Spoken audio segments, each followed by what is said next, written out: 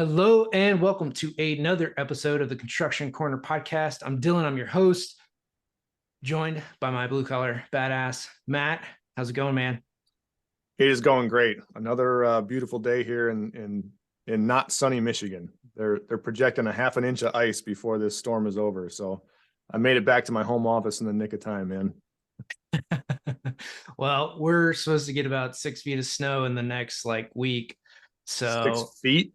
feet, yeah, like 76 inches of That is intense.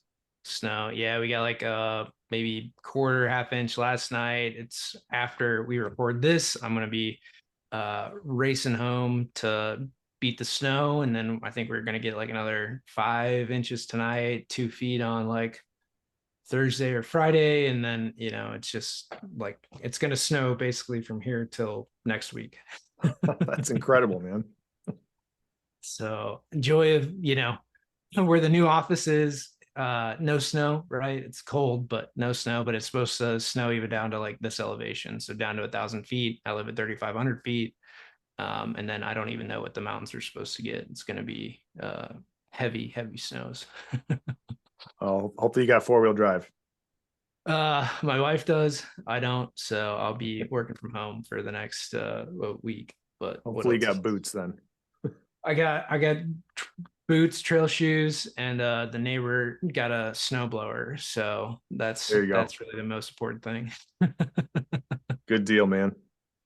Guys, without further ado, this I guess season this year, I'm bringing you a ton of guests and going to do that very consistently here moving forward.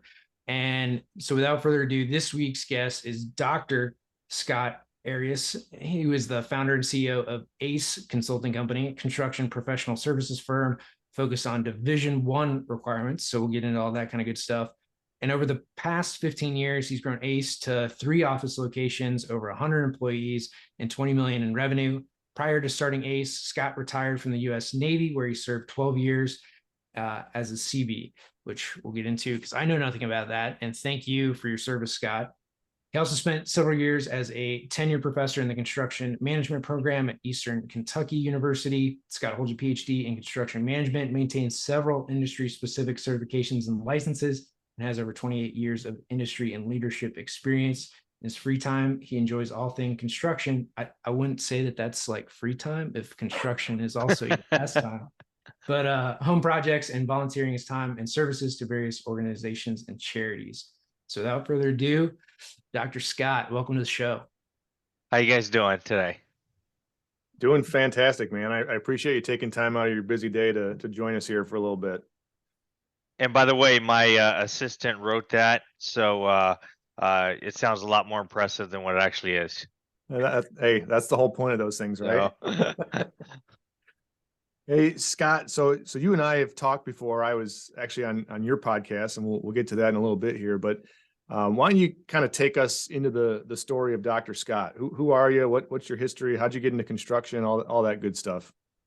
well, I grew up in Albuquerque, New Mexico. So growing up, I was heavily involved in, um, in a whole bunch of different things. But I grew up kind of poor, so I remember taking the refrigerator boxes and the washer boxes that came in and building log cabins out of them with the spare logs in my backyard. And so that's where my construction career started.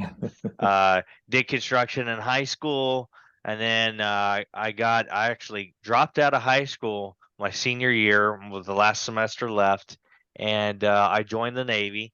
And when I went to join the Navy, actually I joined as a uh, aviation apprentice, which is funny because I knew nothing about aviation and I didn't know what an apprentice was outside of construction. So I decided that that's what I wanted to do. I went to boot camp and then figured out that's not what I really wanted to do after I figured it out. So I switched to a Seabee, which is we're a combat construction unit in the Navy. We're the Navy's combat construction unit. So basically, after we come in and annihilate everything, our combat role is to get all the infrastructure back up and running after we annihilate everything. During peacetime, we build various different structures around the United States. Some of the more Interesting ones are like we're in charge of all construction up at Camp David, which is kind of an interesting, Wow. so see, not a very big group, 8,000 people in the Seabee. So I joined so I became a Seabee, traveled the world, went to numerous different locations, and I ultimately retired after I was in a motorcycle accident. Well, to make a very long story short, because we only have a few minutes, um, I was involved in a motorcycle accident. Ultimately, returned back to active duty with the help of Carl Bashir and Senator Trent Lott. And after I returned back to active duty, they sent me to Iraq. So beware what you wish for. And then I was in Iraq, and I hurt myself on an oil platform, and it ultimately medevaced back to the United States, and I retired from the service.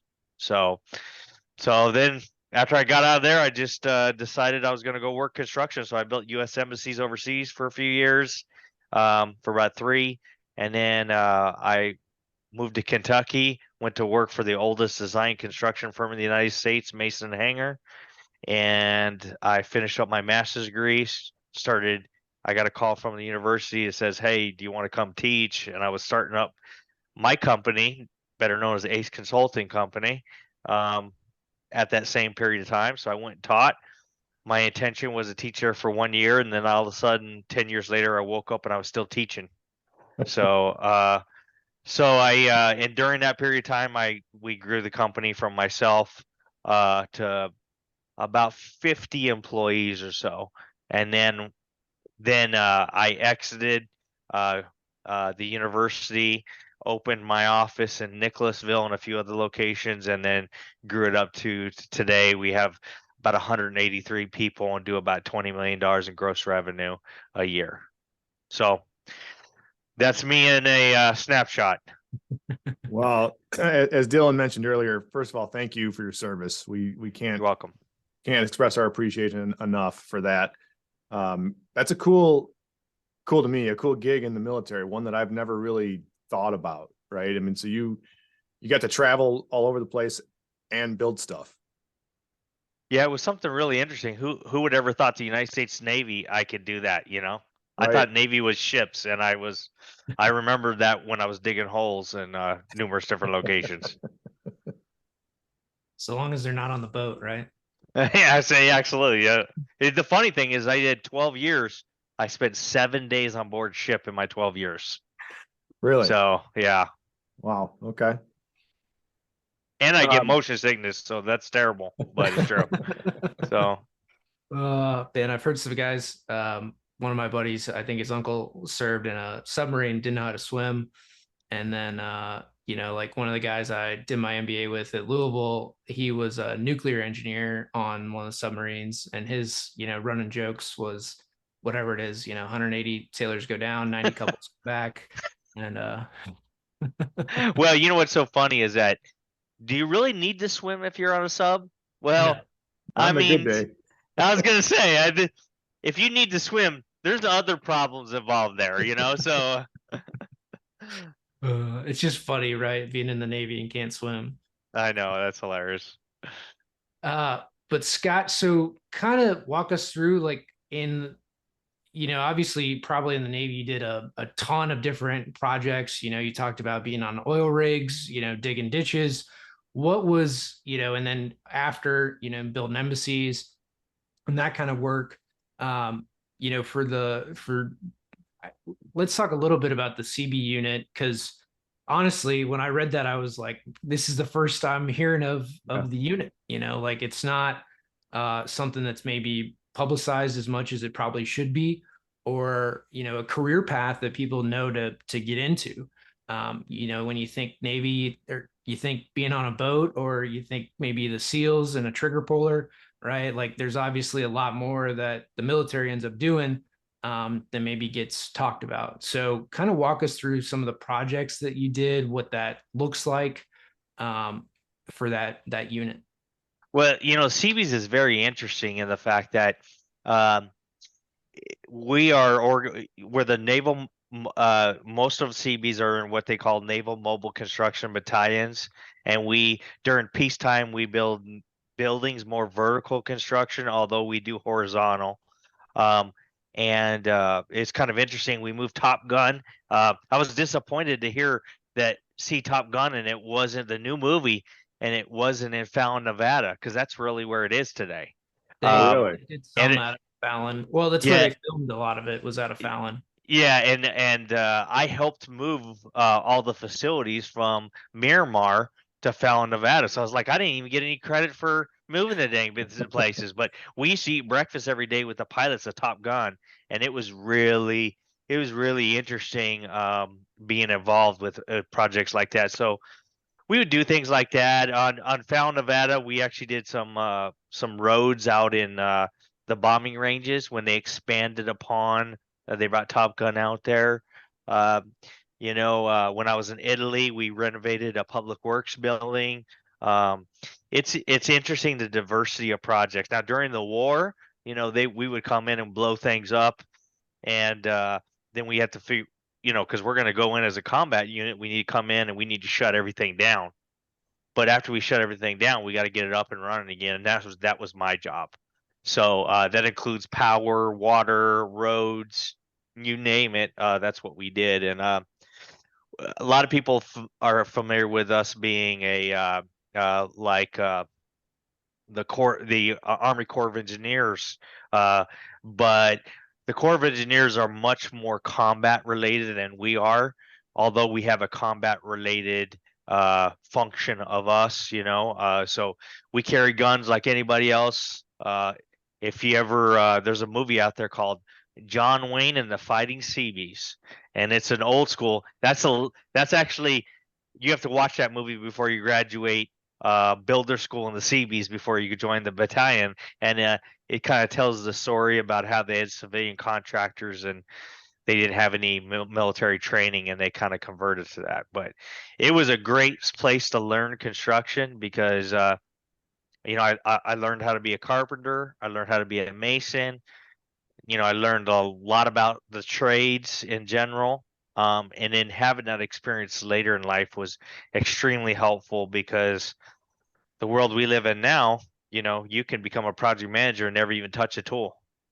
Um, and I'm not going to criticize anybody for that. That's just the way the world is today. And after teaching at a university for 10 years, I realized that that's just the way things are. But it's really nice to have a background in the trades to understand what you're scheduling or what you're estimating for and all the stuff that goes into that stuff. So That's an interesting point, and I've always said that kind of to your point there, that, yes, it's fine if you go and get a paper degree and you know how to manage a project, great. We employ some project managers who have probably never swung a hammer before, but there's always something at least a little missing, right? When you've never actually, blooded up your knuckles digging a trench or slamming 2x4s together, there's just a little bit that's never there. And your pathway, I want to stay on it a little bit. We'll get to ACE because I'm real interested in what you do there. But like Dillon mentioned, I'd never heard of this function of the military. So I mean, you guys go in, the military goes in, they do their thing, and they blow the living shit out of everything. So like, how do you even start? Like, you get there and like, you got to repair the water mains. Well, we just dropped a bomb on top of the water factor or the water plant. Like, how do you even begin to put those pieces back together? It seems like it would be such an impossible jigsaw puzzle to even get your hands around.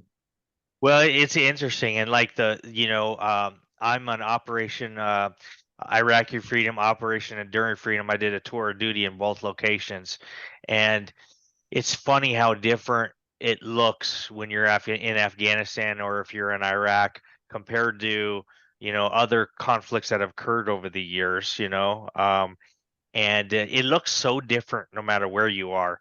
When I was on the oil platforms in Iraq, off the coast of Iraq, I use a crew of 80 Iraqi Kuwaiti construction workers.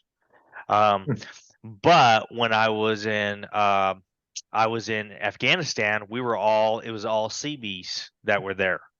So it's so weird how it's different, because working with Iraqi or Kuwaiti construction workers, a lot different discipline than working with a whole bunch of military folk. Whole Oh, I different bet. ball game. Also, simple things like, we do everything off of the standard measurements and they use metric. And that I became very familiar with because of my tours of duty overseas prior to the war. But understanding how many millimeter this is or how many millimeters that is, it's I still remember the equivalent 2.54 millimeters per inch, and there's a really it really looks so different depending on location and depending on the circumstances. Iraq was interesting too because we didn't, we are not a one quote unquote a frontline unit, right? So the series of operation typically is special forces come in, lay the groundwork, right? Uh, then the Marine Corps comes in traditionally and does a first initial surge. We're in in back of the Marine Corps, and then the Army comes behind us. Not always, but that's usually like the function. But in Iraq, we were all over the place because we went right to Baghdad, so we transversed 300 some odd miles in a day. So everybody was on the front lines. Totally changed the environment that we operated in. And it's one thing to build something, it's a whole different thing to build something and make sure that your AR-15 is within 5 feet of you so you can, you know, defend yourself if you get fired upon. So, but the construction's interesting too. A lot of stuff making it work. I'll have to say there's a lot of make it work. Okay. So, Good old redneck engineering, yeah, I know. Well, that one of my favorite shows is Gold Rush. I'm sure you guys have watched that. You know, um, and they're always making stuff work in the field in Alaska. And I just think to myself, that's exactly what we did every day, trying to make something work. Man, you've got a good labor pool to pull from then in Kentucky. Yeah, Uh, absolutely. Yeah, we do actually. A lot of good kids here, young kids. yeah, man. I worked with an electrician for a number of years, who was from kind of that area. I mean, just south of Louisville, like not quite to Bardstown, and worked in at the Michelin plant there on the Ohio and Louisville for 20, 30 years, master electrician. And man, there wasn't a thing that guy could not fix. So it's just goes to show you, I mean, and this isn't unique to Kentucky by any means, but the ingenuity of the guys in the field where they've just got to make stuff work, getting a plant back up and running, or in your case, which is a little more extreme, but in a war zone to get things functioning and running, and the good is good enough in some of those cases. Which I guess is a good transition point, Scott. So Ace, how did you start it? What do you guys focus on? Tell us a little more on that story. Well, during the period of time I was in the service, um, the service, the non-combat projects that we had worked on were well planned out. You know, we planned them out years ahead of time. It's very methodical how we went about it. Went through the entire process of estimating and bidding it, and all the phases of it. So uh, it it was nice because we were able to plan all those things out. Part of the military construction is making sure you plan everything out. So if you're going to do safety, you got to put a plan together that's specific to the site you're on. So many construction companies out there can have a safety plan that's supposed to encompass everything, but the government is very, and the Corps of Engineers and the Naval Facility Command are very particular about the project administrative requirements. So that led me to the reason I started ACE is because I always felt like there was something there because every company I was ever with that did government construction always struggled in the project administration Oh, administration yeah. area. That's So, a that I'm just going to interject real quick because for anybody that's listening or anybody that's ever done a government project, like I've been on some BA projects, we did some schools up at West Point. The paperwork, you think commercial construction is bad for paperwork? Wait till you're on a government job of any sort. So anyway, that's my two Well, yeah, cents. and there's a lot there. There's a lot of paperwork, and does it cost more money? Yes. Is it the right way to do it? Questionable. No, but I do think that there's a factor of going a little bit over the top. But I do understand the requirements. Here's a good one here. Here's a requirement that government agencies use on government projects. All submittals must be approved before work starts. Now, I don't know. That's a great way to have it in a world of rainbows and unicorns, I was but gonna say. we don't operate in a world of rainbows and unicorns. But when you work on a Corps of Engineer project or an AFAC project, that's the requirement. You don't move forward unless you have that approved submittal.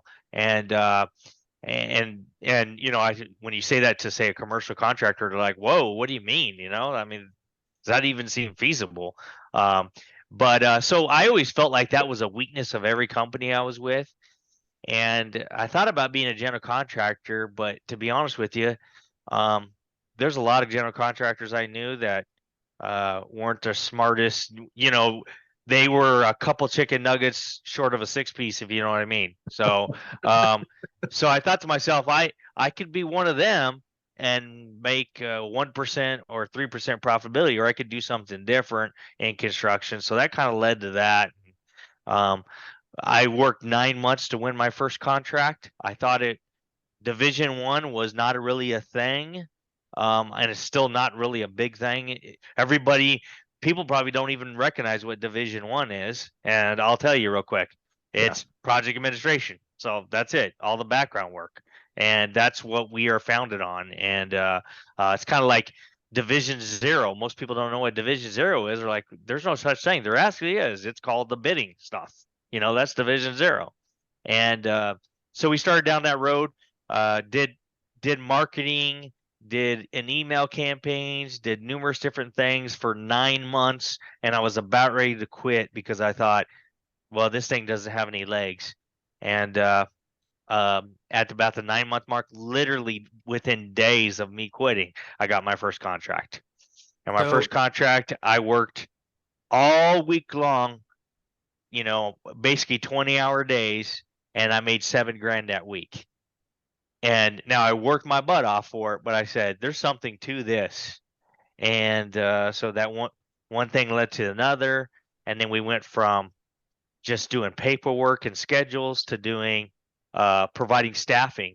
The funny story about staffing is that um, government projects are very specific on the requirements of the staff you have to have on jobs. The education level, the years experience, all that stuff. Well, I got a call from Alaska of all places, and this is kind of interesting about Gold Rush.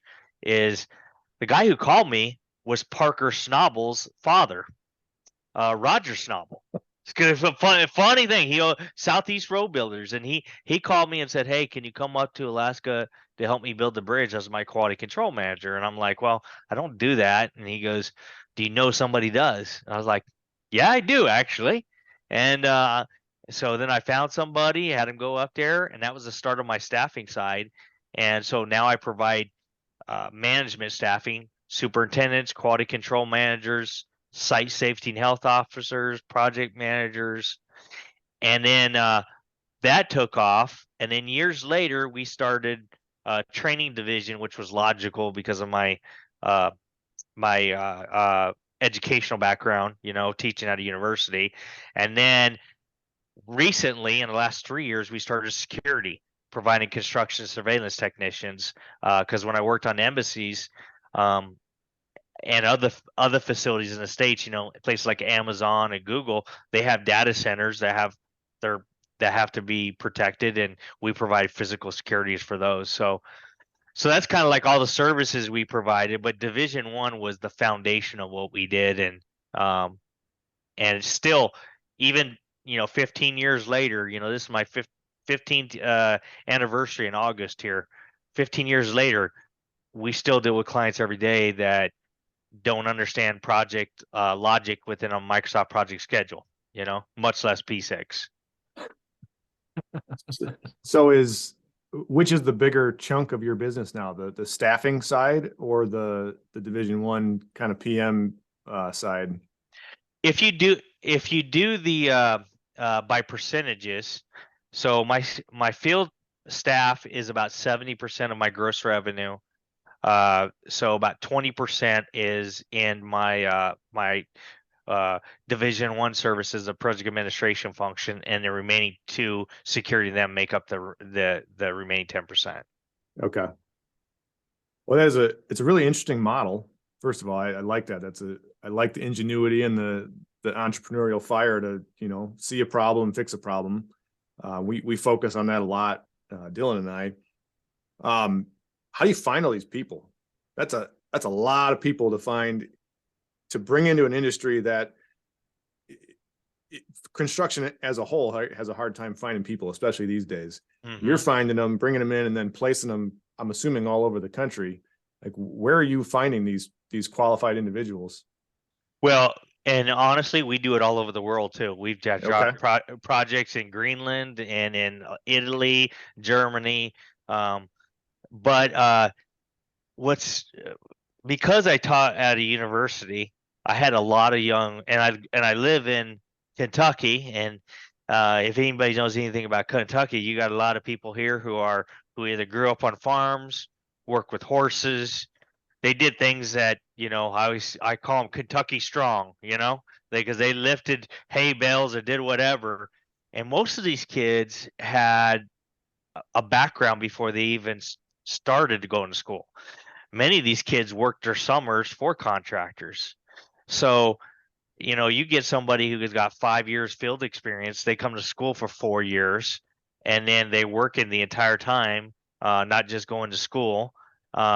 Man, you got a great, valuable person there, and so I basically took some of our more experienced students. We had many universities will call them different names. I call them non-traditional students, somebody who spent 5-10 years in the field and then come back to school. I would latch on to these young men and women and say, hey, when you go to school here, this is an opportunity. And then after they graduated, if they were looking for a position, I could have my pick of the lot, there's a lot. I'd have to say probably a quarter of my company graduated from my program. So that was where I found it. But on the other part, one of my duties was in the military. As I was a Navy recruiter for a while, so I learned a lot of the skills on how to recruit for a very difficult organization to recruit with. Talking to a 17-year-old kid's about 4 years of his life, his or her life, I should say. And that taught me the way to properly communicate, and it's worked out well for us. That's a phenomenal way to recruit, man. You're training them all. You're getting paid to train them, and then you're picking them right off the top and putting them in a position. That's a great way to do it. Yeah, it's funny. The president of the company, because I'm the CEO, president of the company, was in the first class I taught at Eastern Kentucky University. Oh, that's awesome. Yeah, so he actually, the story I always tell about him is that the reason I chose him, he was one of my first field staff guys, is because he actually I gave him a grade on a paper, I handed it back to him, and on grade book, I gave him a higher grade than what he received on the paper, and he brought it to my attention. And the first thing I thought is, either this kid's stupid or he has a lot of integrity. And to this day, I still haven't been able to answer that. So, Matt, if you're listening, so. I love it. Well, I've two things that I want to go back through. One is just a statement first for you guys that have not worked on like government projects, and that, Scott, I want to clarify, this is really is government the primary type of project that you help to place people on, or is it any commercial project? Let's clarify. Well, as far as people go, we're about 90-10 for federal projects or state projects compared to, I always say, public money or private money. And then because the requirement, if you think about it, a superintendent's the only required position. On a government project, you have safety, you have quality control, you have all those other all separate people. Got it.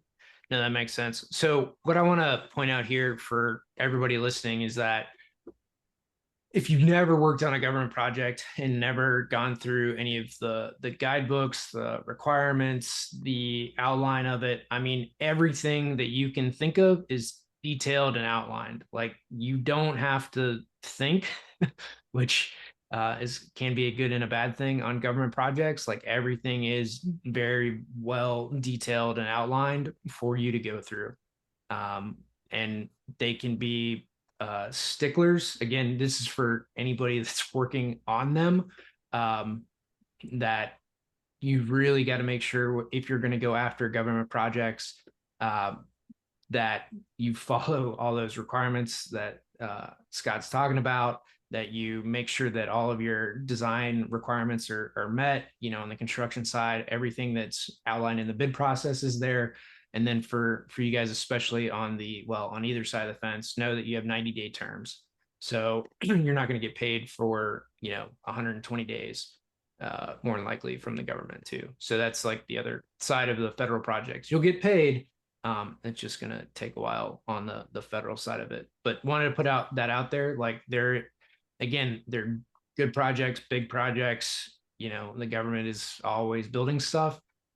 Just know it's a much different world than what you're used to in the typical commercial world of construction. And you can see it in the bidding stage, because if someone's new to the market, their bids will be way low.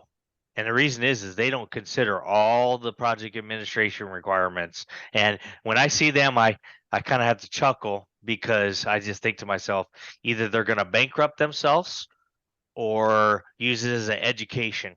I always say paying their tuition, in a different way. Yeah. It's Yeah. expensive education. Yes, it is. It is for sure that. And especially, when we talk about like submittals and those things that got brought up early, I mean, I've seen, like, it took, I was on a project for a stint for a VA where we were redoing a floor, and it took like I was the fourth guy on it, because it was over like 3 years to redo a floor of a VA. And then they were doing an expansion to it. And that project had been going on for 5 years, and they only had the foundation poured. Things like that happen. So just kind of understand what you're in for in some of these projects, that, timelines are not guaranteed. It's great to have those IDIQ contracts, and you'll also run into a ton of acronyms like that, right? Indefinite deliverable, indefinite quantity. When you start to get in the government world, again, great sector, just you got to understand what you're in for when you start to go after federal projects, especially. So on that point, everyone asked me, well, why would you do it? Why would you work for the government then? And my simple response is, really, they have the money. So it's not like working for a developer, that's going to go bankrupt. They have the money. You are going to get paid. But there is a lengthy period of time to get paid. And the quantity of work that you can bid on is pretty substantial. You're not confined to geographical regional areas because just your ability to do contracts. So that's what I try to tell everybody. It's a tough way to do business, but they do a lot of things right as far as the construction goes, but it is very, very labor intensive to do the project administration portion. And that's why I have a company. So that's a good thing. The last thing I'll say on the federal side of it and project pieces is understand too, so again, I'm an electrical engineer by trade. So sorry to hear that. Well, hey, So I'll always have a job, that's for sure. but on that is for any licensed professional, when you're working on a federal project, now this does not classify for state, but if you are working on a federal project, if you're like, so we did West Point schools, the elementary school there at West Point in New York.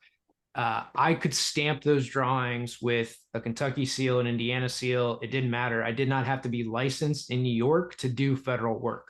All you have to do is be a licensed engineer, architect to seal those drawings on a federal project. They yes, take or receive any stamp. It's legal for them to take whatever seal you want to put on drawings.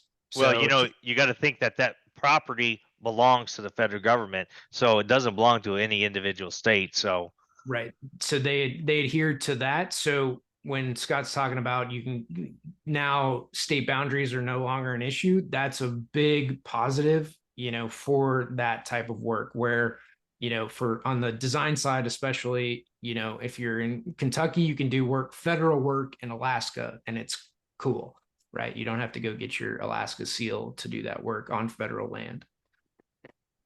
My other question, going back to the beginning, Scott, is 9 months. What did you do for those 9 months to land that first job? And kind of walk us through that so that, you were right before gold and you're having that decision to quit or move forward.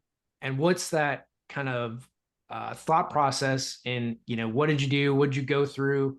And walk us through that, because I think that there's probably somebody out there who's thinking about either starting or thinking about quitting, and we want to help both of those individuals. well, first off, I want to thank you for letting me make fun of your profession. It was all my enjoyment, but it's all good.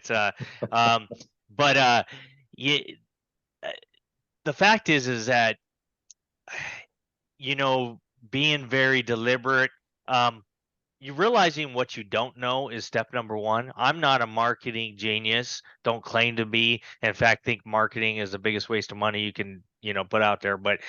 But you have to go in and do some research and figure out what to do. And if you do any research, you realize that email campaigns are the most effective marketing tool out there.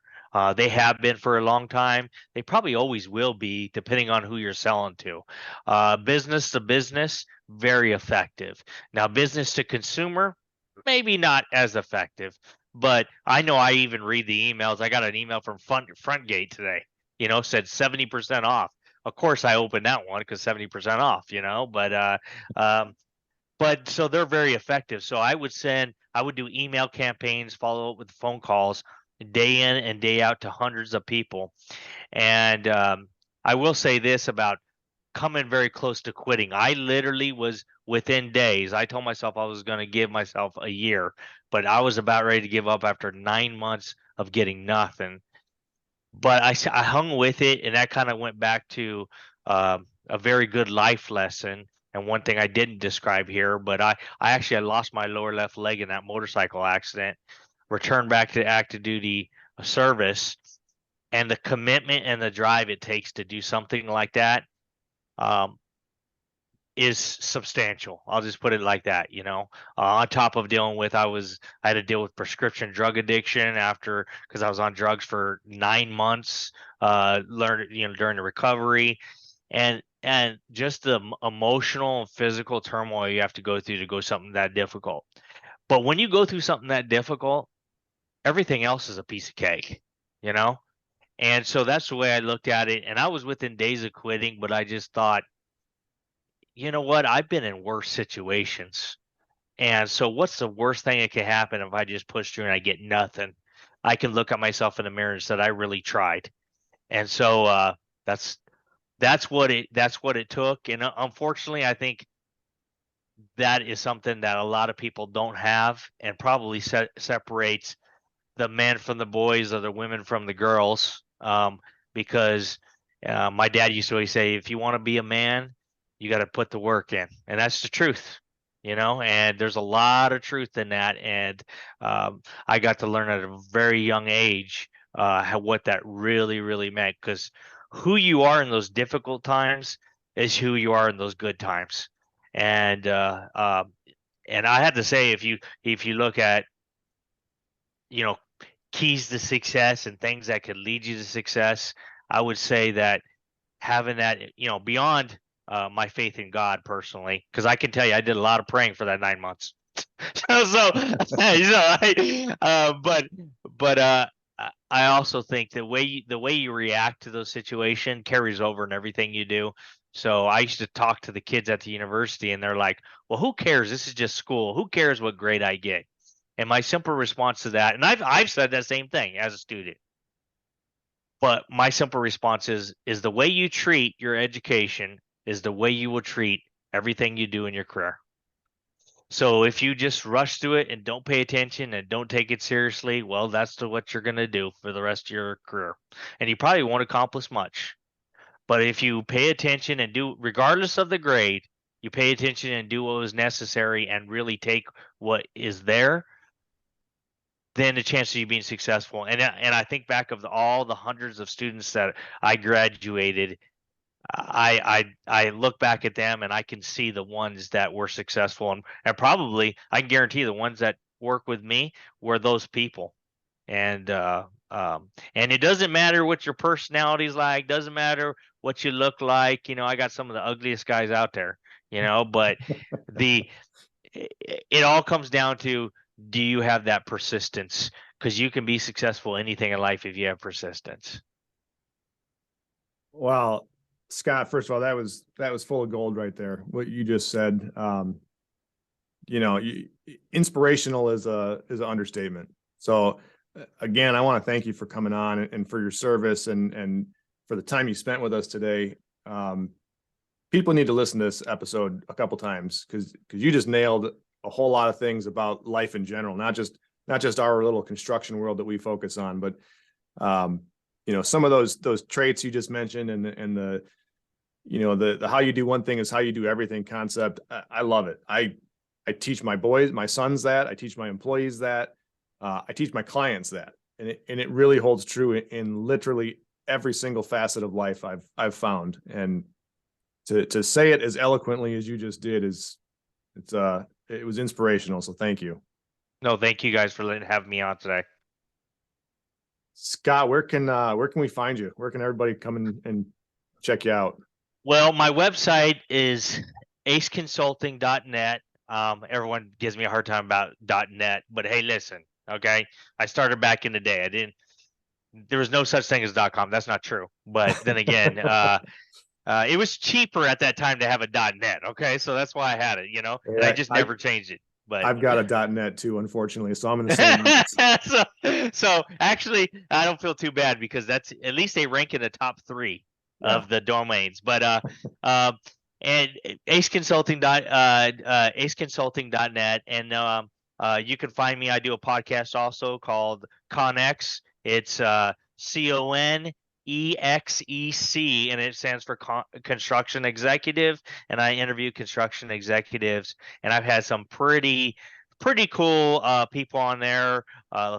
Larry Blackburn from Turner Construction, Bob Clark recently. And then I've also had, smaller contractors just starting out and some college students too, so it's a pretty good podcast.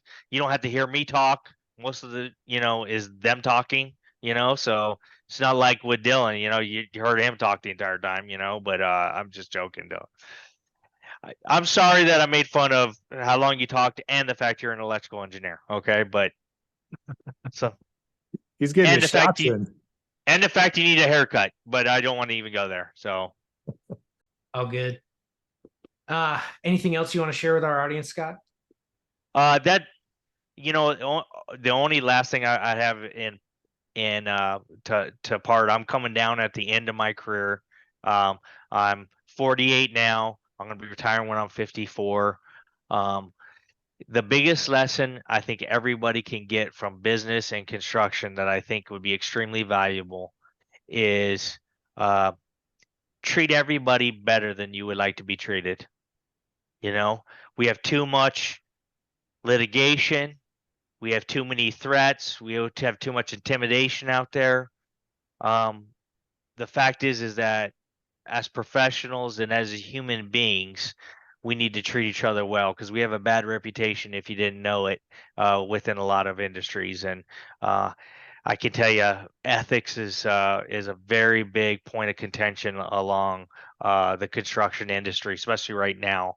But just do the right thing. I have a Christian background. I always try to put uh, put God before myself, and I'll do that as my closing comments today. If it wasn't for God and His grace, I would not be anywhere where I am today. Although, humbly speaking, He gets the credit, I don't, because He truly gets the credit.